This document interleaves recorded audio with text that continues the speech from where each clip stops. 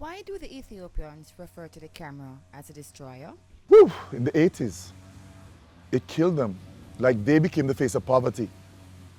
So you meet an Ethiopian, as soon as you say Ethiopia, poverty, all you see, because that's what the visual language is. Like Rasta must smoke weed, must have locks, must listen to Bob. People find it easy to put language with an image and create a definition totally on what the two represent. When I was in Ethiopia, as soon as I lifted my camera up, I saw the grimace in people's faces. And so I was there to teach. I had to say to folks, you know, sometimes people are not here to break down. We're here to build up sometimes.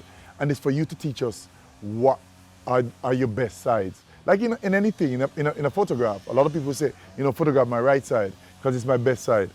I walked around with students who were like, you know, nobody will want you to photograph that because it's disparaging, or nobody wants you to photograph that.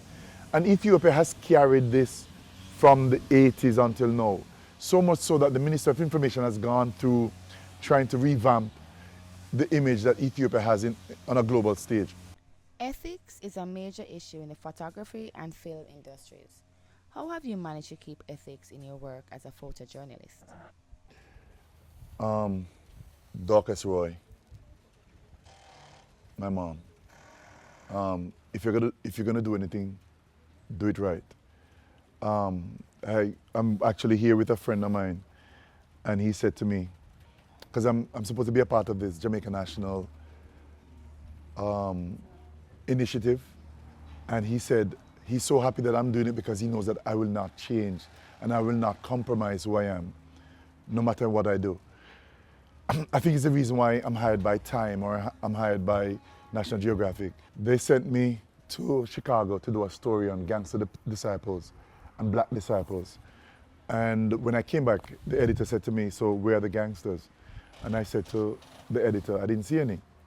I saw some fathers, some sons, some uncles, some brothers, and that's what I photographed.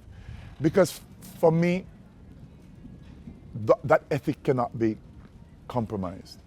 I'm not going to photograph somebody who's mentally ill, who cannot have a conversation with me. We're all mentally ill, but it's to what degree? If I'm going to photograph somebody who is doing this, then that is not a picture that I would, because that person cannot give me consent. They cannot answer the questions that I'm asking. Ethics is huge to me. If I'm doing reportage, I'm not going to pose you. If I'm doing a portraiture, I'm not going to put you in stuff that is going to be compromising to who you are as a person. It's a huge deal to me.